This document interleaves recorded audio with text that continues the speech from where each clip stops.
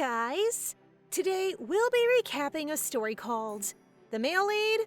I Don't Want Him. Please like the video and subscribe to the channel. It helps us a lot. Enjoy! On the outskirts of the Atlan Empire stands Baron Pelias's mansion. Luna is watching some ladies from the windowsill. Shortly, a maid calls out to her announcing that Luna's guests have arrived. Laura, the maid, seems apprehensive about this, but Luna reassures her and goes out regardless. Apparently, the ladies Luna was watching from the windowsill are acquaintances. Upon seeing each other, Flory, the person Luna was anticipating, mocks her for her reclusive lifestyle. Luna then invites him inside to the mansion, and as she turns away, Flory grits her teeth, determined to put an end to Luna's unabashed behavior. Upon entering the mansion, Flory's two companions murmur about the run-down condition of the place. Flory discourages their complaints, but continues to ridicule Luna further. Hearing this, Luna is not surprised. In fact, she had a hunch about the lady's true purpose. It's to pick a fight with her. Luna believes the reason for the unwanted attention from these ladies is that her childhood friend Fersen Rodrian, the next Duke Rodrian.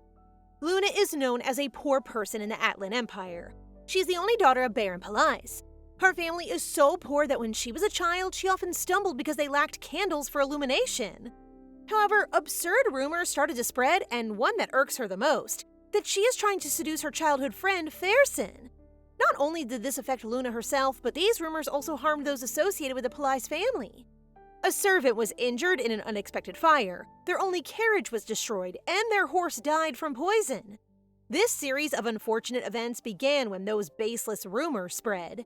She loathes all those responsible for making their lives miserable. One day, a letter arrived addressed to her. It was a threat. The letter warned her to stay away from Fersen or else she would be killed. To top it off, the letter was written in blood. She was eventually killed as if it were nothing. At present, the current Luna is a reincarnation, which is why she is aware of Flory and the lady's intentions. According to her, the reason people hate her is because of Sarah Granada, the female lead and Fersen's girlfriend. Sarah is the girl Luna was crazily jealous of in the original novel. The ladies before her are apparently the perpetrators of her murder because they care deeply for Sarah.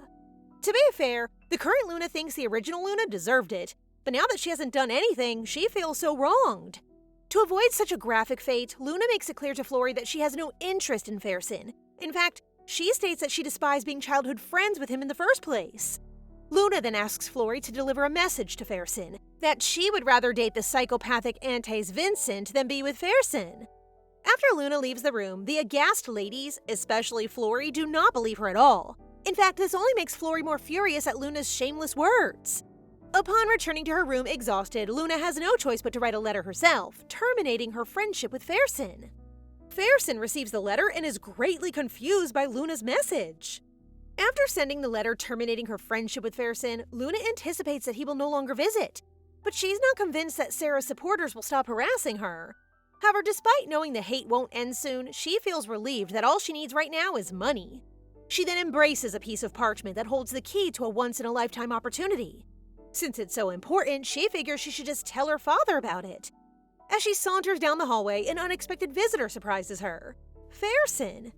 Their expressions clearly contrast with one another. Fersen looks lively upon seeing his childhood friend, but Luna has a mortified expression. Furious, Luna reminds Fersen about the letter she sent the other day, but he seems to think it was just a silly joke. Then it dawns on her that Fersen is one of those unbearable people who are difficult to have a conversation with.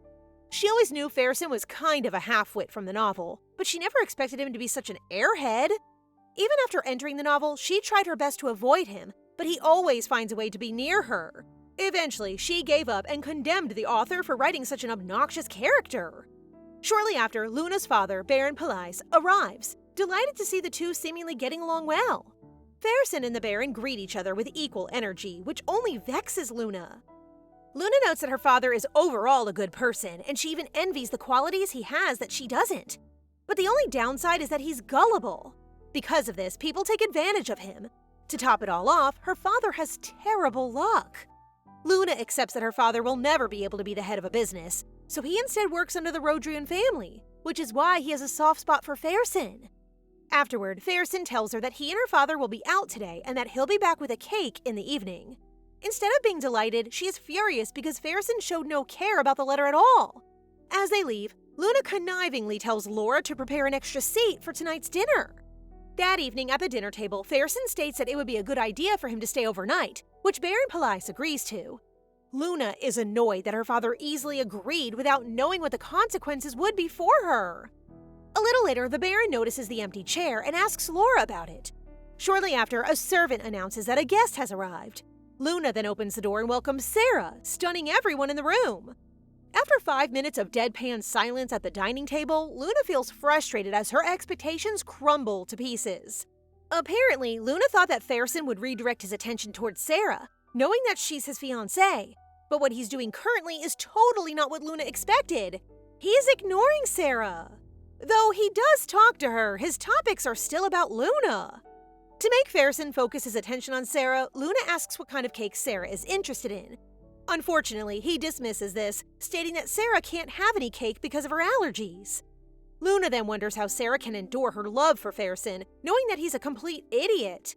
She thinks that if it weren't for Sarah's angelic attitude, Fersen wouldn't have a wonderful ending in the original novel. As Luna is deep in thought and spacing out, Fersen suspects something is wrong and ultimately decides that, as her dearest friend, he should sleep in the Police mansion instead of listen to all her concerns. Baffled, Luna points out how Sarah will feel if he does that, but he dismisses Sarah's feelings, noting that whatever happens, he'll attend to her but return to the Police mansion when everything's over. Instantly, Sarah stands up, slams the table, and storms off. Luna chases after her to the carriage, but no matter how hard she tries to explain to a crying Sarah, Sarah believes that all of Luna's actions were calculated and intended to make her feel bad. Despite her friend's warning, Sarah still accepted Luna's invitation to give her the benefit of the doubt. But now she's sure that all Luna wants is to sabotage Sarah's relationship with Fersen and rub it in her face. Sarah then slaps Luna with money, exclaiming for her to leave her and Fersen alone. Shortly after, Fersen arrives and asks why Luna just stormed off like that, not even paying attention to a sobbing Sarah. But Luna is not having any of it, so in the heat of the moment, she tells everyone to scram as she dashes away. Disappointed and infuriated with Sarah, from whom she had high expectations of understanding her situation, Luna once again grabs the parchment, noting that she'll no longer settle for being poor and finally decides to use it. The next morning, a man berates Antes Vincent for using such underhanded tactics despite signing a contract, but Antes notes that he only gave a fitting contract to an underhanded contractor. Defeated, the man storms out of the room. Shortly after, one of Antes' henchmen informs him that Luna is looking for him, which Antes resolutely tells him to let her in. Luna is now more determined than ever to escape her shabby life. With her is a parchment revealing a deed for the portion of the Police's barony. Apparently, Luna bought a portion of the land unbeknownst to her father. Though the land may seem insignificant, it possesses a gold mine that will be the key to Luna's anticipated success. The original Luna would never have known about this, but since she reincarnated into this world again, that is no longer a problem for her. Upon arriving at the Commission Guild, Luna asks one of the locals, who gives her a rather skeptical recommendation. Having no other choice, she follows the advice and finds herself at the Antares Guild. As she enters the sketchy-looking guild, she asks one of Antes' lackeys, but he seems to underestimate a noble lady like Luna. After convincing and intimidating him that she will soon become an important figure to the guild, he gives in and escorts her to Antes, their boss. Upon entering the room and laying eyes on Antes, she is astonished to see that he is actually a very handsome man. After collecting her emotions, she proceeds to business, saying that she intends to hire his people and that she will have them stay at the Police barony for a couple of days. Baffled by this request, Antes confronts her, asking why a lover of a wealthy man, Fersen, would come and request a job from his guild. Luna is momentarily stunned by Antes' remark. Afterwards, she explains that he has the wrong idea and that Fersen already has a fiancée. She adds that Fersen's behavior is like that of a madman and that his foolish and conceited attitude leads him to believe that everyone around him likes him. Antes then notes that, based on the rumors, her actions and words really do seem like she hates Fersen's guts, which she delightfully agrees with. As Luna decides not to proceed with her transaction, Antes accepts her proposal, stating that she'll be a good person to do business with. Shortly after, he introduces her to the mercenaries, who all seem enthusiastic. Afterwards, Antes welcomes her to the Antares Guild. Upon hearing the name of the guild, Luna is petrified. She is familiar with the name Antares Guild and knows it is closely associated with the notorious Antes Vincent. So she wasn't aware that it's him all along? After interacting with some of the members of the guild, Luna is left wary. Antes asks her what she's doing, to which she responds that she's not so sure she'll be safe with the mercenaries. But he reassures her, stating that they're actually a good bunch.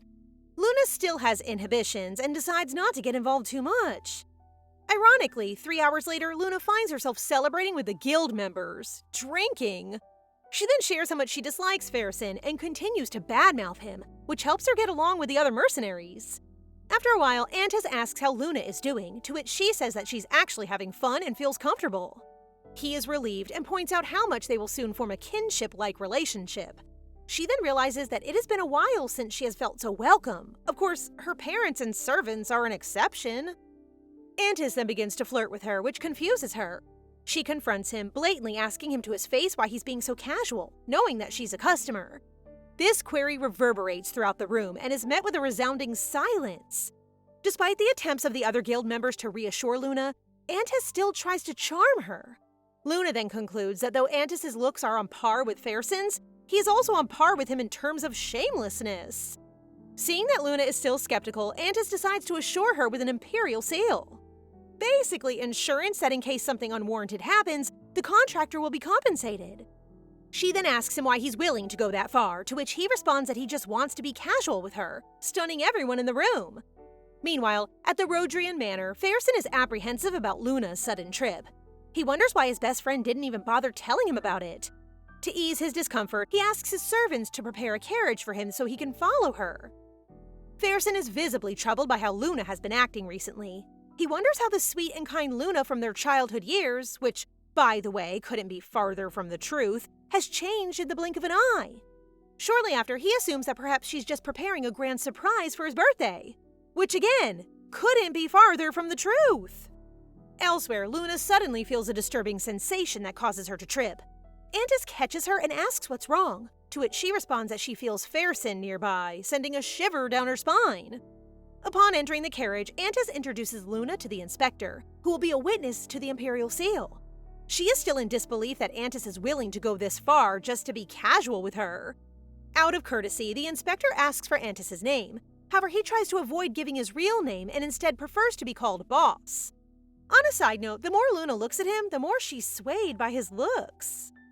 They then arrive at the Rocky Mountains in the Palizes Barony. Luna claims that she's going to mine this dull-looking area. Antes and his crew's job is only to mine samples, and after that, she'll hire real miners. A few hours later, the mercenaries find a ton of gold as they mine. Luna is clearly delighted to see a mountain of gold scattered around the area. Antes finally understands why she was so uneasy until now. She was worried for her safety.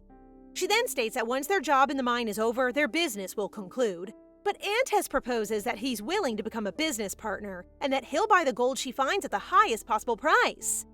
Though a bit reluctant, she agrees, given one condition. Meanwhile, at the Rodrian Manor, Sarah is informed that Fersen is not around despite their prior engagement. She then worriedly asks Gillian, the butler, if Fersen's urgent matter involves Luna. Gillian is conflicted whether to tell Sarah the truth or not, but in the end, he decides to protect Fersen and Sarah's feelings by lying to her. Sarah then expresses her concern, saying she's worried that Luna might not only steal Fersen's attention, but also his heart. Gillian reassures her that this is not the case at all. After an assured Sarah leaves, Gillian is left wondering what makes Luna so special to Fersen. Elsewhere, Luna and Antes continue conducting their business. Both state their terms and conditions as business partners. Afterwards, Antes offers Luna their carriage since she'll be visiting the capital. Though she is fine with this, she notes that he doesn't have to go this far, to which Antes flirts with her again, making her greatly flustered. He then slightly comments that being with Luna is so much fun. After Luna leaves, the mercenaries point out Antes' sudden change of behavior. He explains that it's just a good deal, which is true, but not entirely so. The truth is that he's fascinated by Luna's capability, contrary to the rumors. Most importantly, he's impressed by her hatred toward Fersen, which piques his curiosity. He then realizes that he probably cares for her more than he initially thought. Shortly after, Antes is informed that he has a visitor, who is none other than Fersen. The two express their disdain for each other, stating that neither wanted to see the other. Fersen then cuts to the chase and furiously asks about Luna, which Antes dismisses. Antes mocks Fersen for being self-absorbed, which only infuriates him further. I mean, where's the lie, though? Fersen is a conceited brat. Antes admits to Fersen that he and Luna have become really close. Hearing this absurd statement, Fersen lashes out, mentioning Luna's declaration of preferring to date a psychotic bastard like Antes than be with Fersen. Enraged, Fersen unsheaths his sword and swings it towards Antes, who immediately steals it and incapacitates him. Antes then threatens that if Fersen decides to swing or provoke him once again, he will show his psychopathic side. Terrified and unarmed, Fersen promptly storms off. Shortly after, Antes' lackey asks if he should follow and scare Fersen, but Antes refuses and tells him to just hold him up for a while. Bothered, he then decides to go after Luna, after what Fersen just told him earlier. Meanwhile, Flory and her friends talk about Luna's recent antics where she hosted a dinner and made Sarah feel bad. Hearing this absurd story, the three vow to avenge Sarah in due time. Upon Luna's arrival in the capital, the first thing she wants to do is buy gifts for her family. She and her escort decide to go to the capital's dessert shop. On the way, she stumbles upon a boutique and remembers how much she was looked down upon because of her clothes. They then decide to go to a high-end boutique to buy expensive clothes. While wondering how to make purchases in the store, they encounter Flory and her friends, who unsurprisingly mock them. Having had enough of their ridicule, Luna proposes a bet. If she truly has no money, then she will do whatever they want. Luna then tells everyone in the shop to enjoy the show. Flory and her friends, on the other hand, believe that Luna has completely lost it. They then talk about the inappropriate punishment they will give her for being so obnoxious. As they continue to ridicule her, they hear an unexpected statement from Luna, that she'll buy all the items in the most expensive boutique in the capital. Everyone in the room is in disbelief, even more so when the manager inspects the check and announces that from now on, they'll make Luna a VIP. Without delay, all the staff prepare the clothes and accessories, leaving Flory dumbfounded.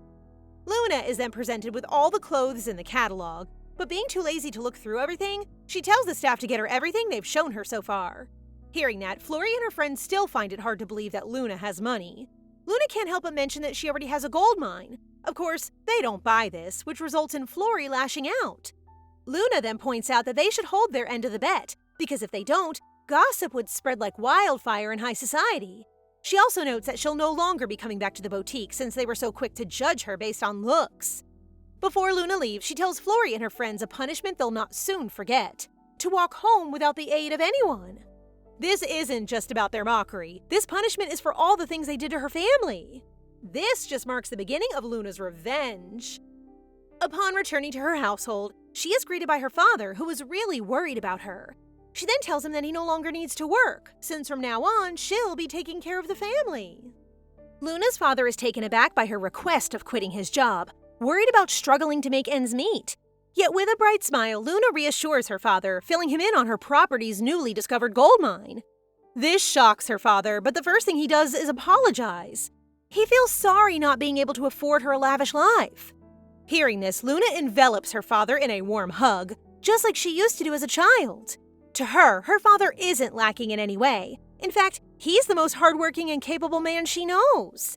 And speaking of capable, Luna wants her father to manage her gold mine personally, an honor Baron Palais wholeheartedly accepts. Oh, he must be so proud to play a role in helping Luna become more successful. The following day, Emma, the estate's chef, informs Luna that her father had gone out early, probably to quit his job, Luna thinks. Out of the blue, Luna hands Emma a present, but Emma can't believe her eyes, unsure whether she should accept such a precious gift. Just then, Laura and Henry come running into the kitchen in a panic. Apparently, boxes upon boxes of dresses from the boutique have arrived addressed to Luna. They think it's a scam.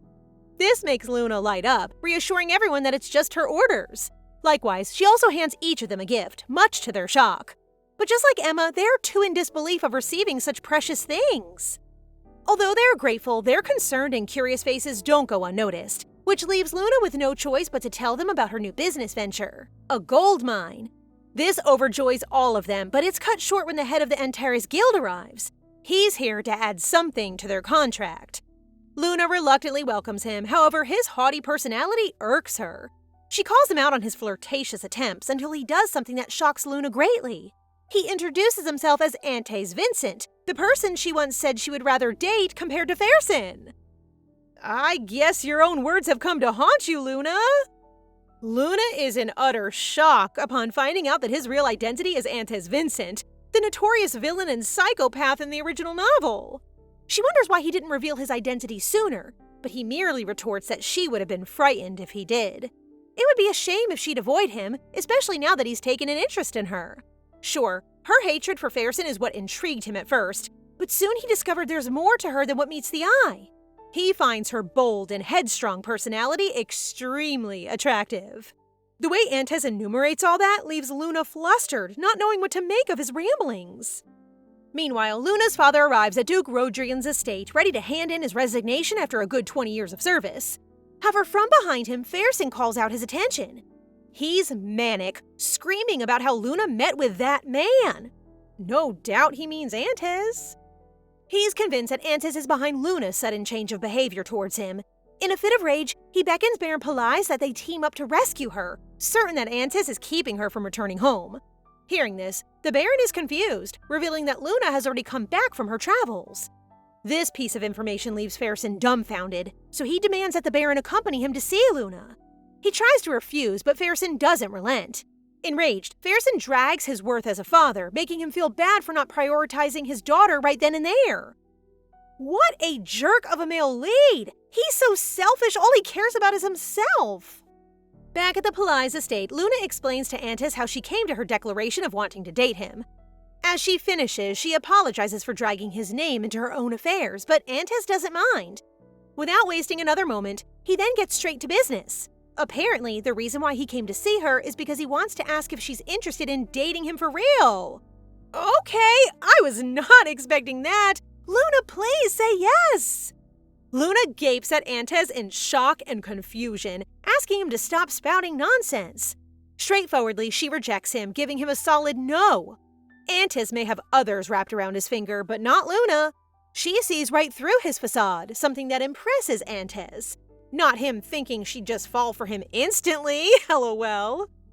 While it's true that he was merely trying to seduce her with his looks, the whole thing isn't entirely a lie. He really is interested in her, or rather, intrigued.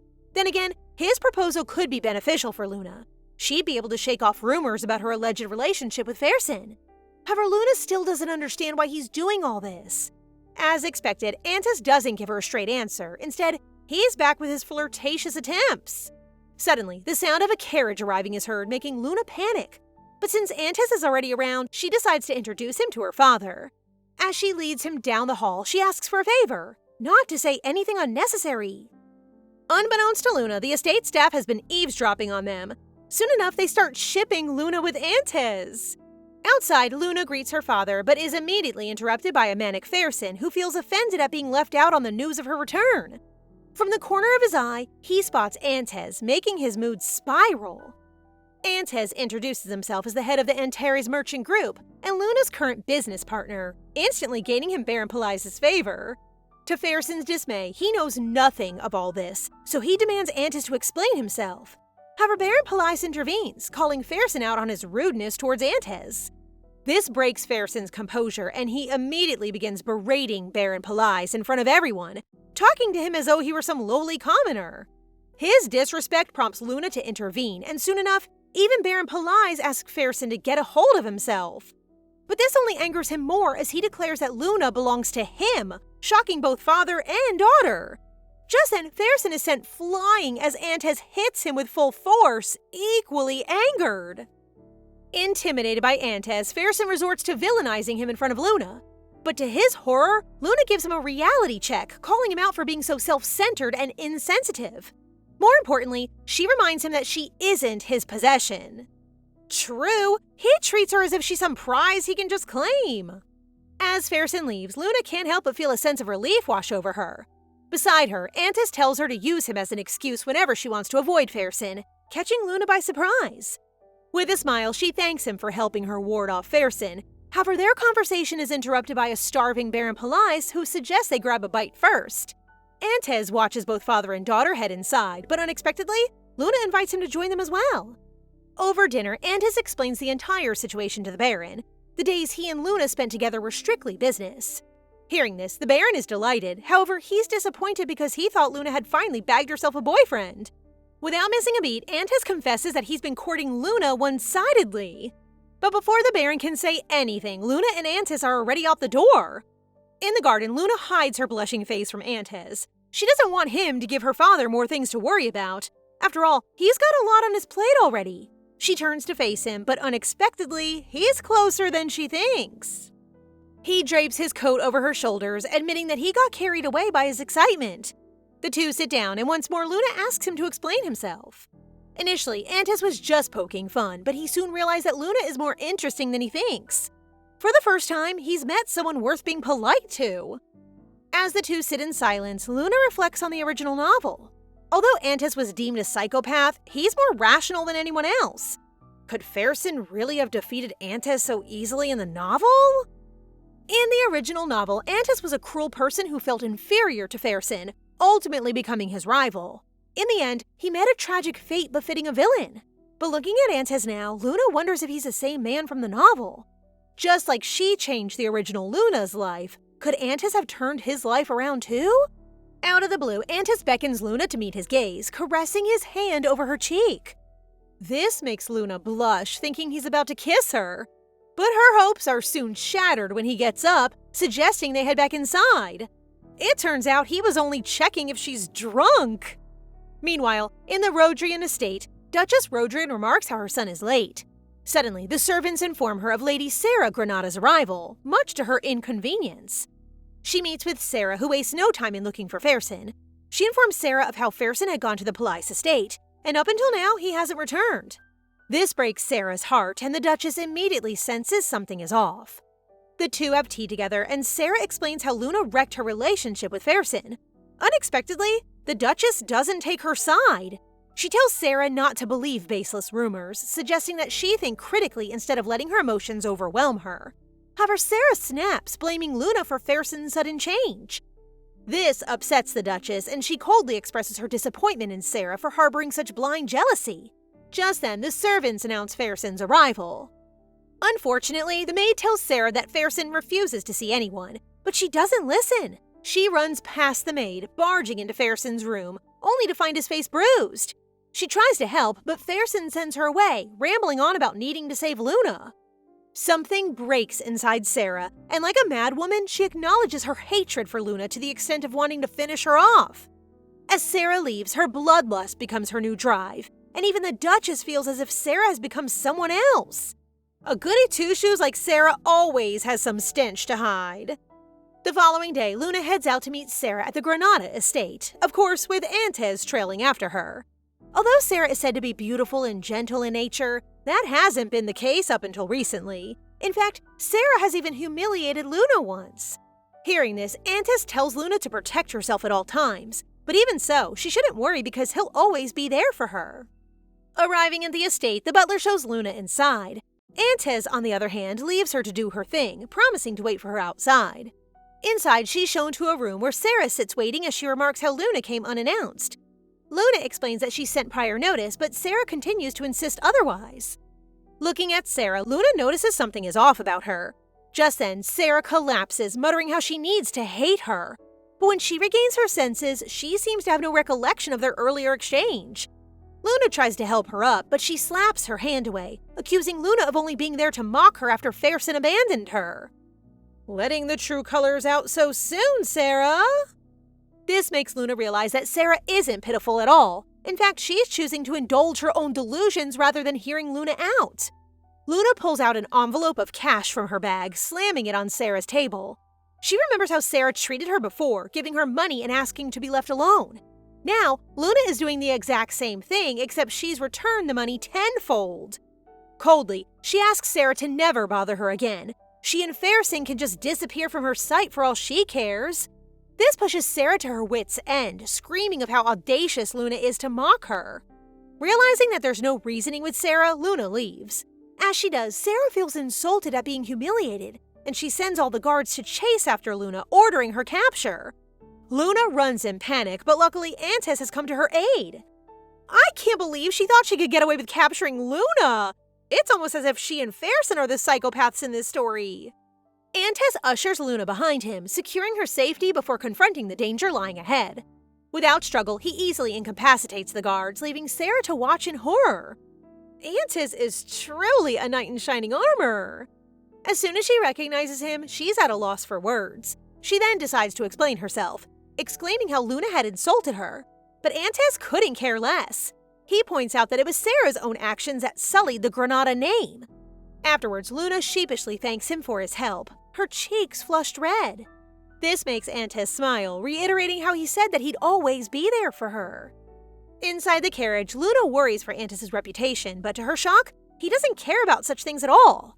Antes then shifts the topic, asking Luna what made her anxious towards the end. She admits that she's been having doubts about her actions recently. Seeing how Sarah reacts and hearing her pitiful words, Luna feels as though she's the villain. As Antes listens to Luna, he realizes what's wrong. Perhaps she's just afraid of other people's judgment.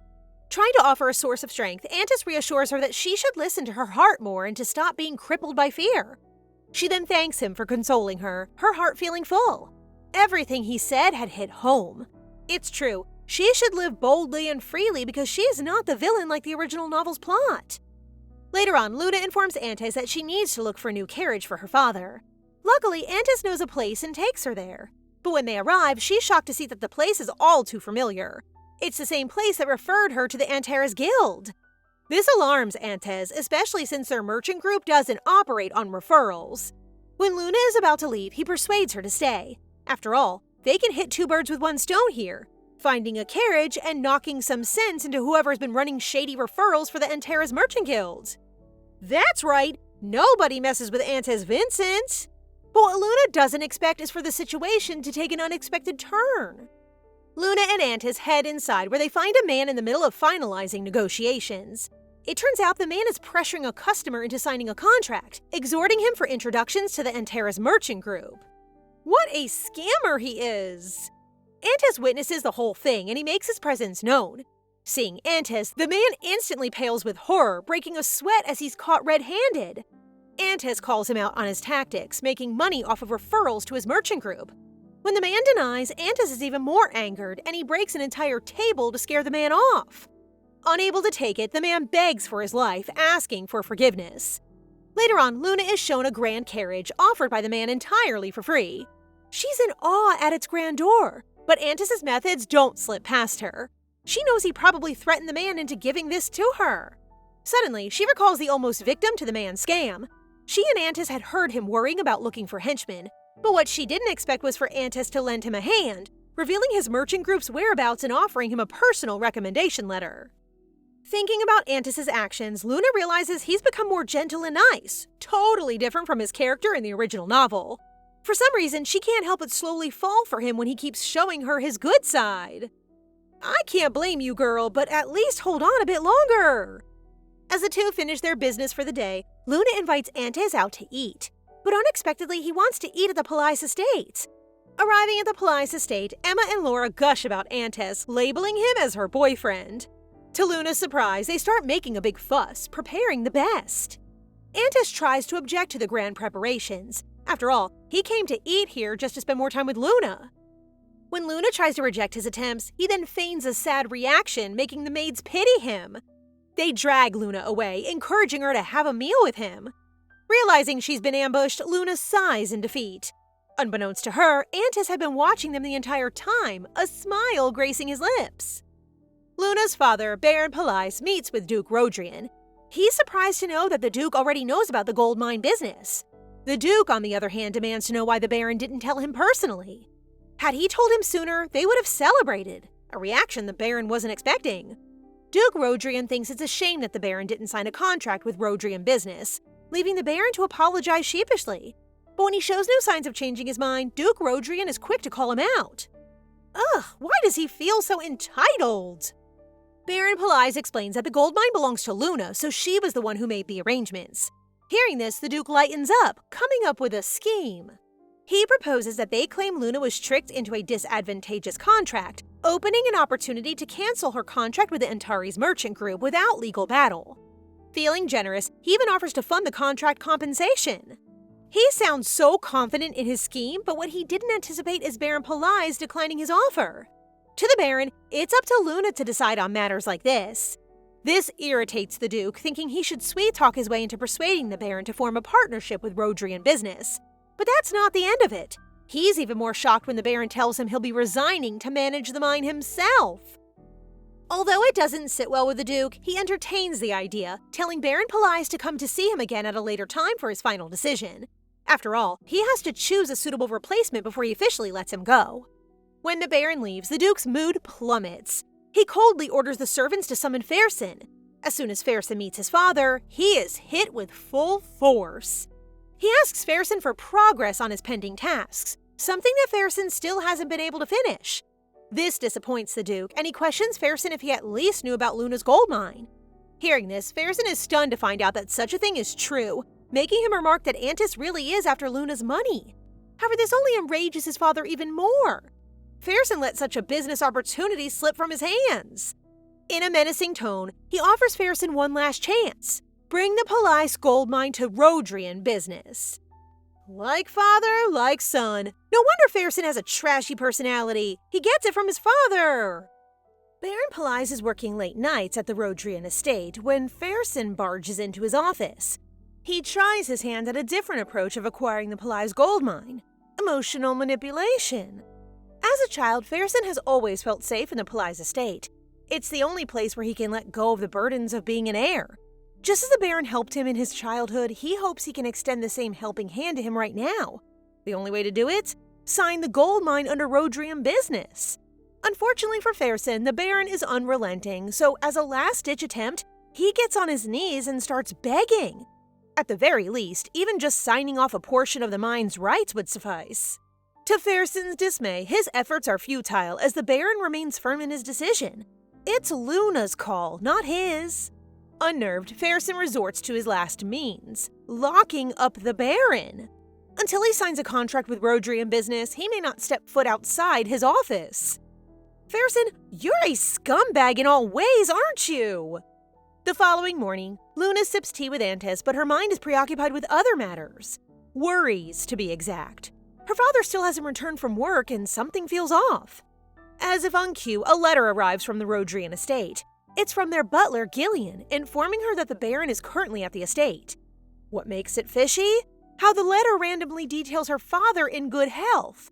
But something in her gut tells her to investigate more. Luna and Antis arrive at the Rodrian estate, where Gillian offers to fetch the Baron to meet with Luna.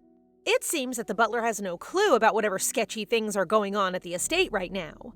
The two take matters into their own hands and search for the Baron themselves. Their first stop? His office.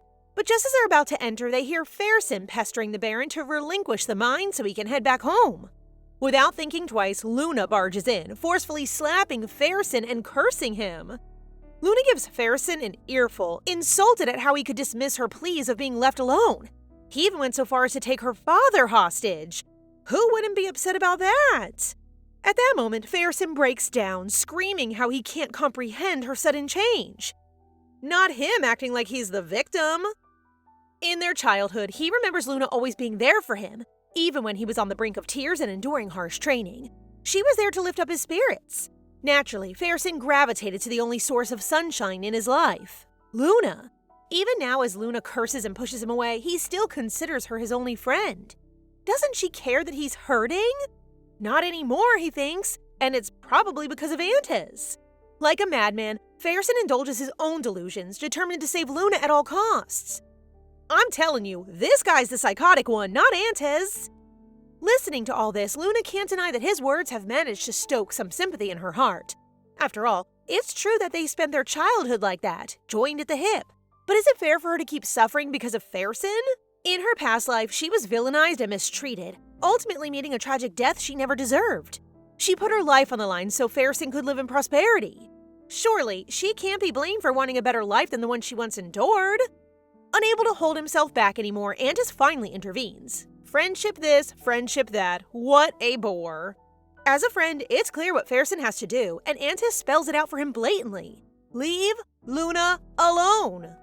Fersen gets down on his knees, realizing how much he's hurt Luna. But just then, Duchess Rodrian and her staff arrive, baffled at the scene before them. Seeing Fersen on his knees with his face bruised like a peach, they can only assume the worst. Antis must be the perpetrator. Worried about dragging Antis into this situation, Luna makes a bold declaration to save him from their scrutiny.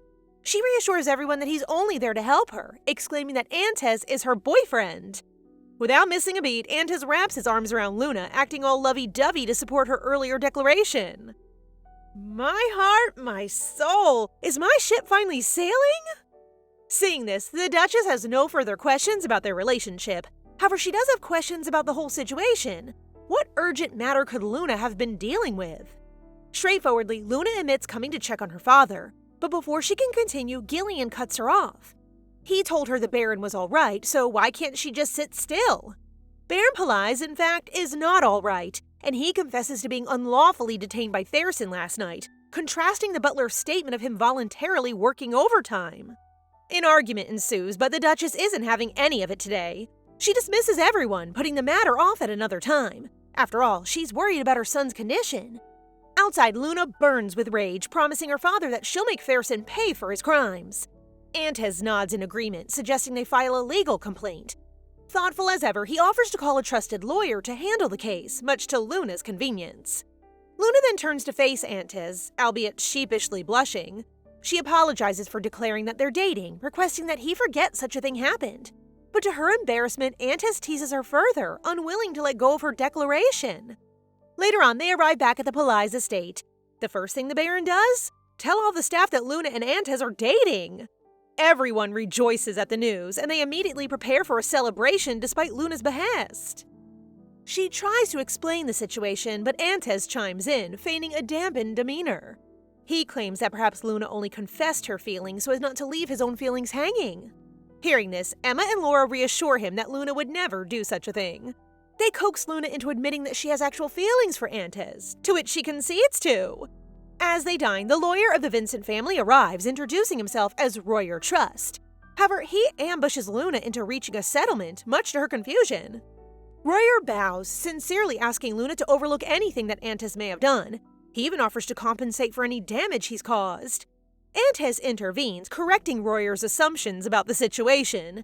Luna isn't a victim of some sort, rather, she's the client. This makes Royer breathe out a sigh of relief.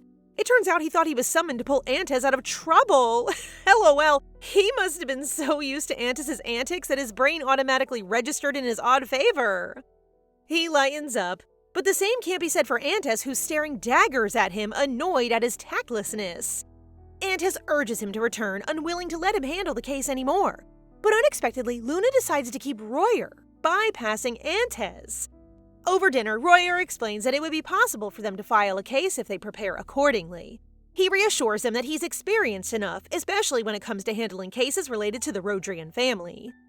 This piques Luna's curiosity, so Royer admits to appearing in court for Antes against the Rodrians.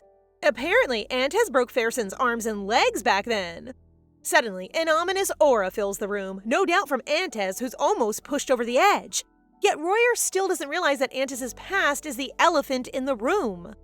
For the first time, Luna witnesses a crack in Antes' usually calm demeanor. Seeing him angry, she's relieved to see him capable of such human emotions. Antes explains the situation from his perspective, just in case the Baron has harbored doubts about his personality now that his past has been brought up. But to his surprise, the Baron trusts him completely. The Baron then offers a toast of celebration to Luna and Antes' love. This knocks all the air out of Royer, unable to fathom Antes finally dating. Yet regardless, he gives Luna his full support, much to Antes' annoyance. Trying to pry Luna away from the dramatic Royer, Antes teases her, beckoning her to celebrate their anniversary as a couple. Headstrong as ever, Luna doesn't let him get his way. Unless he wants her to dig up his whole past, he better start behaving. Defeated in his own game, Antes yields to Luna, the only one who can outmatch him. Luna takes a night stroll to get some air. Unbeknownst to her, Antes had followed her outside, draping his coat over her shoulders to shield her from the night's cold air. She still can't understand why he's so fixated on dating her, and his previous answer doesn't count. Dating her just to go on cute dates? As if she'd fall for that! Once more, Antes barely gives her a clear answer, merely telling her that he enjoys seeing Fersen all riled up. Little does he know that this only fuels Luna's curiosity. Boldly, she asks if he'd open up to her and tell her what went down between him and Fersen. Ugh, I'm curious too. I'm sure there's more to their story than Antes lets on. Antes gapes, wide-eyed at her boldness, yet still unrelenting. As always, his coping mechanism kicks in. Teasing. Jokes aside, he promises to tell Luna in due time, just not tonight. Although she's annoyed by this, there's just no winning against him. The following morning, Luna awakes to Laura handing her a letter. It's from Antes. Apparently, he left early that morning due to urgent matters. Nevertheless, he urges her to continue to sort things out with the lawyer Royer trusts. Most importantly, he hopes she can excuse how things went the night before. Meanwhile, at the Rodrian estate, the butler, Gillian, fills in Duke Rodrian on the happenings in his absence. He reports about the incident of Luna and Antes, Fersen getting slapped, and the Duchess dismissing everyone before a settlement could be made. This makes the Duke's blood boil, remarking how useless his son and wife are. He has no patience left to tolerate his family's incompetence. With blazing eyes, he orders the butler to summon him. The mystery man finally arrives, and Duke Rodrian makes it clear that he wants House Palais to perish. He cares not about the details they'll be charging them. Just so long as they're stuck in a legal battle, they can't win. Without objections, the man sports an upturned smile, a vile and immoral aura exuding from him as he promises to deliver sure results. Luna unsurprisingly receives a letter from the Rodrian family, one she's been dreading. Just as she expected, the Rodrian family has sued her and her father. Her charges? Trespassing, causing commotion, and assaulting Fersen. As for her father, they claim he's been neglecting his duties with his absence from work. Looking at all this, Royer already has a good guess who the Rodrian's lawyer is. Polkin. A lawyer notorious for being driven by money, even if it means taking any lawsuit and playing the dirtiest tricks. Worry is written all over Luna's face, wondering if they stand a chance against this lawsuit. Without a lie, Royer admits it would be challenging, but not impossible. In fact, it's clear that the Rodrians have gone extra lengths to cover up their illegal detainment of the Baron, omitting it from their statement. They could use the incident as leverage, but the real challenge? Finding evidence and witnesses relating to the incident. Left with no choice, their only move now is to countersue Duke Rodrian. I'm already feeling the exhaustion that's yet to come from this legal battle. Just then, Luna comes up with a clever idea. Soon enough, the legal battle becomes the talk of the town, gaining so much traction that it attracts the involvement of the royal family. Not beating allegations, Polkin and the Rodrians pull out unfair tactics, pouring all their efforts into indicting Baron Palais for his unauthorized absence from work. Apparently, they got a hold of previous instances showcasing the Baron's dishonest work ethic. Everything is preposterous to Luna. How dare they resort to such underhanded deceit? It's about time they make a move in this real-life chess. A few days later, Royer meets with Shane, a servant from the Rodrian estate.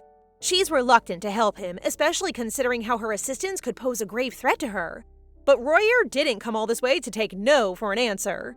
He asks Shane to deliver a letter, and in exchange, he'll buy her a villa in her hometown, securing her longtime dream. That night, Shane sneaks the letter into Rodrian's room. Unfortunately, Fersen wakes up, catching her red-handed. But when he sees that it's from Luna, he immediately erupts in maniacal laughter. Aristocrats from far and near all gather to witness the court trial unfold between House Palais and Rodrian. They have little faith in the Baron, thinking he stands no chance against the Rodrians. The trial begins, and first to speak is House Palais. Royer shares the Baron's experience to the court in detail. He merely came to work like usual, but later that night, Fersen had demands and he relinquished the mine to Rodrian business. When he relented, he was kept against his will, detained in his office until the following day. Sly as ever, Polkin argues otherwise, claiming that the Baron and Fersen actually pulled an all-nighter to talk about work. In fact, the reason they had to do this was because of the Baron's incompetence in accomplishing basic tasks. Lies upon lies! Isn't perjury a thing in this novel? According to Polkin's story, Fersen offered to show him the reins of an efficient workflow, one that the Baron declined. However, since the work was overdue, it was Fersen who ended up handling the Baron's work. To strengthen his claim, he even pulls out written testimonies of the Baron's poor work ethic, given by none other than the Rodrian estate's servants. Unfortunately, the judge demands to know why only written testimonies are presented. A seasoned lawyer like Polkin should know that testimony should be spoken personally in court. Surprisingly, Polkin is unfazed. Apparently, this is another part of the scheme he's put in motion. He explains that the servants became too afraid to testify in court, fearing to become the object of the Baron's anger. Confident as ever, Polkin smirks, already certain of his victory. But little does he know that Royer has something up his sleeve, a confession letter written by Fersen himself. Its contents confirm each of Royer's claims, and the cherry on top? Fersen asking Luna to forgive him. Polkin's expression is the embodiment of alarmed disbelief, but still he refuses to accept such evidence. The judge personally asks Fersen to verify the letter, but instead of answering him, Fersen coils in anger. Rage thunders in his veins, screaming at Luna for betraying him. She promised to forgive him if he confessed, so why on earth is his letter being used against him in court? How do you like being given a taste of your own foul medicine? Not so pleasing, is it? Given all the shocking revelations, the judge announces that he's made his verdict, making everyone go silent as they listen in anticipation. With conviction, the judge rules in favor of House Palais. Due to the House Rodrian's foul play, and despite being in the presence of the court and royal investigators, they will suffer a fine of 1 million gold. The room erupts in whispers as the crowd realizes how much stench House Rodrian has, pushing Fersen to his wit's end. Without a thought, he charges at Luna from behind. This guy is checking red flags like it's a bucket list. His attempts are to no avail as he is easily stopped by the guards. On his knees, he demands for an explanation for Luna's betrayal. For the 100th time, Luna reiterates how much she hates him and she has no remorse for using him whatsoever. Finally, Luna, Royer, and the Baron are free from the uphill legal battle. Inside the carriage, she makes sure to thank Royer for his hard work, and likewise, her father asks that Royer extend their gratitude to Antis as well. But before they forget, Luna is reminded about a certain surprise for her father: a new house. Hearing this, the Baron embraces Luna in a warm hug. He's at a loss for words, but grateful nonetheless. Back at the Rodrian estate, the Duke seethes with silent anger, demanding Polkin to explain himself. Although he tried his best, he never expected a traitor to be in their midst, thus contributing to their loss. To his shock, the Duke dismisses him without further questioning, and he takes the opportunity to scram from his presence. Shortly after, Gillian is summoned, and from him, the Duke is pleased to know about Fersen's rage. Finally, he's becoming a man with a spine, worthy of becoming his successor. But that aside, the Duke entrusts Gillian with an important task: getting rid of Polkin. After all, nobody gets away with tarnishing House Rodrian's honor. Soon enough, Polkin succumbs to poison mixed into his tea. I want to feel so bad for Polkin. Well, as they say, hate the game, not the player. Away from all this chaos is Fersen, who in his own room stirs chaos of his own as he vows not to let Luna off the hook. Duchess Rodrian is taking Fersen's punishment poorly. Her dear husband, Duke Rodrian, has ordered the servants to starve Fersen until he comes out of his room, something that torments the Duchess. Yet a mother's love is unwavering, even in the face of betraying her husband's own orders. Secretly, she conspires with a maid to have food delivered to Fersen's room, 3 meals a day in secret. I kinda want to see more of the Duchess. I wonder if she gets a redemption arc? She's not entirely bad, you know?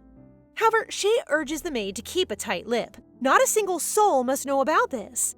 Apparently, the trial has shaken everyone in the capital. Soon, rumors of House Rodrian's filth spread like wildfire. It even makes its way to someone who loves rumors: Rosemary Vincent. Rosemary, often praised for being a perfect woman, is Marquises Vincent's official successor. Yet as lavish as her life sounds, day and night she's confined to the same walls of the Vincent estate, forced to learn the reins of becoming the perfect successor. Of course, Rosemary has no choice but to oblige, and it's all thanks to her older brother. Had he not left, she'd be living her life boldly, away from the pressure of a position forced upon her shoulders. The only thing that saves her from boredom? Catching wind of rumors here and there.